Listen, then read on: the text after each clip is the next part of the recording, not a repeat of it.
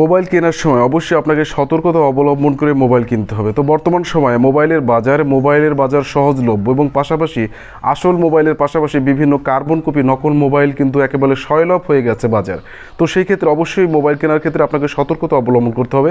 আপনি যখন আপনার নির্দিষ্ট বাজেট দিয়ে মোবাইল কিনবেন সেক্ষেত্রে অবশ্যই আপনাকে ভেরিফাই করে নিতে হবে যে আপনি যে মোবাইলটা ক্রয় করছেন সেটা আসল কিনা, অথবা আপনি যে মোবাইলটা ক্রয় করছেন সেটা অফিসিয়াল অথবা আনঅফিসিয়াল কিনা। তো এটা কিন্তু জরুরি। আমরা যে আসল মোবাইল সেটা কিন্তু আসলে আমরা জানি, কিন্তু অফিসিয়াল অথবা আনঅফিসিয়ালটা আসলে কি?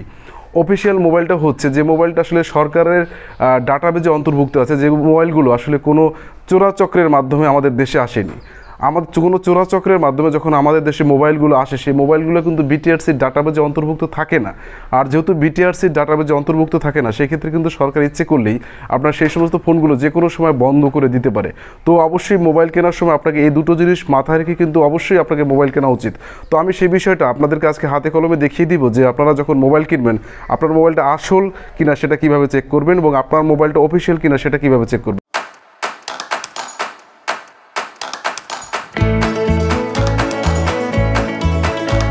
প্রথম স্টেপের অংশ হিসেবে আপনাকে অবশ্যই জানতে হবে যে আপনার ফোনের IMEI নাম্বারটা। তো আপনার ফোনের IMEI নাম্বারটা আসলে IMEI নাম্বারটা কিন্তু আসলে আমরা আমাদের ফোনে ডায়াল করি বের করতে পারি।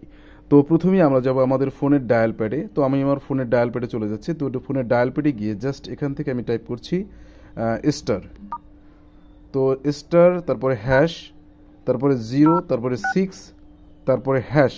তো এরপরে কিন্তু ডায়াল করার সাথে সাথে কিন্তু আপনার ফোনের যে IMEI নাম্বার সেটা কিন্তু বেরিয়ে যাবে। দ্বিতীয় স্টেপের অংশ হিসেবে আমরা চলে এসেছি আমাদের মেসেজ অপশনে। তো আমাদের মেসেজ অপশনে গিয়ে অবশ্যই আমাদের একটা জিনিস খেয়াল করতে হবে যে এই মেসেজটা পাঠাতে হলে অবশ্যই আমার ফোন থেকে টাকা কেটে নেবে। তো অবশ্যই আপনার ফোনে ব্যালেন্স রাখতে হবে। তো আপনার ফোনে ব্যালেন্স রেখে আপনাকে জাস্ট এই মেসেজটা টাইপ করতে হবে। আমি দেখিয়ে দিচ্ছি যে আপনাদের মেসেজ অপশনে গিয়ে টাইপ করবেন KYD, তারপর একটা স্পেস দিবেন, তারপর আপনার IMEI নাম্বার, এরপরে আপনি এটাকে পাঠিয়ে দিবেন 16002 নাম্বারে। আমি আবারও বলছি 16002 নাম্বারে আপনারা পাঠিয়ে দিবেন। প্রথমেই আমরা আমাদের মোবাইলের যে কোনো একটা ব্রাউজারে যাব। তো ব্রাউজারে গিয়ে আমরা এখান থেকে সার্চ দেব imei.info বলে সার্চ দেবো। সার্চ দেওয়ার পরে জাস্ট প্রথমে যে অপশনটা চলে আসবে আমরা দেখাচ্ছি যে প্রথমে যে অপশনটা চলে এসেছে imei.info IMEI চেক। তো আমরা এর উপরে ক্লিক করব। ক্লিক করার পরে জাস্ট আপনারা দেখতে পাবেন জাস্ট এরকম একটা ইন্টারফেস চলে আসবে। তো এই ইন্টারফেস চলে আসার পরে আপনারা মাঝখানে এখানে দেখতেছেন যে চেক নামক একটা অপশন আছে। তো সেই ক্ষেত্রে এখানে এন্টার IMEI নাম্বার, আপনার ফোনের IMEI নাম্বার যে নাম্বারটা আসলে প্রথমে আমি দেখিয়েছি সেই নাম্বারটা আপনারা এখানে পেস্ট করবেন। তো আমি সেই নাম্বারটা এখানে পেস্ট করছি। তো আমি আমার নাম্বারটা যখন পেস্ট করার সাথে সাথে এখানে আমি দেখতে পাচ্ছি I am human, এখানে ক্লিক করব। ক্লিক করার পরে আমাকে কিছু অপশন দেবে, তো আমি সেটা সিলেক্ট করে নেব। এখানে লিখেছে please click each image containing hand watch, মানে হাত ঘড়ি কোথায় আছে সেটা আপনার দেখান। তো আমি হাত ঘড়ি দেখাচ্ছি একটা, এই একটা, এই একটা, এই একটা, এই একটা, এই একটা।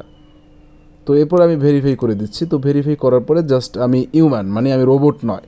তো এরপর আমি এখানে চেক বাটনে ক্লিক করব। চেক বাটনে ক্লিক করার সাথে সাথেই আপনার ফোন আসল না নকল সেটা কিন্তু অটোমেটিক্যালি এখানে চলে আসবে। তো আমি এখানে সার্চ দেওয়ার পরে আমি কিন্তু এখানে আমার ফোন যে কী বা আমার ফোনের IMEI নাম্বার কত, ফ্যাক্স নাম্বার কত, SNR নাম্বার কত, সব কিন্তু এখানে চলে এসেছে। টোটালি ফোনের যে ডিটেলস তথ্যগুলো সবগুলো কিন্তু চলে এসেছে। আপনারা দেখতে পাচ্ছেন ডিভাইস টাইপ, ডিজাইন, রিলিজড কত সালে রিলিজড হয়েছে, ডুয়াল সিম কিনা, সিম কার্ড সাইজ, ন্যানো সিম।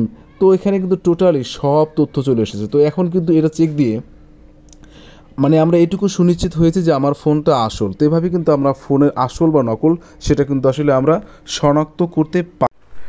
আমার ভিডিও যদি আপনাদের ভালো লাগে তো অবশ্যই আমার ভিডিওতে আপনারা লাইক এবং কমেন্ট করবেন, এবং আমার ভিডিও যদি ভালো লাগে সেক্ষেত্রে আপনারা আমার যে ইউটিউব চ্যানেল আছে মুরাদ জোন সেটাকে অবশ্যই আপনারা সাবস্ক্রাইব করবেন। তো সবাই ভালো থাকবেন। আসসালামু আলাইকুম।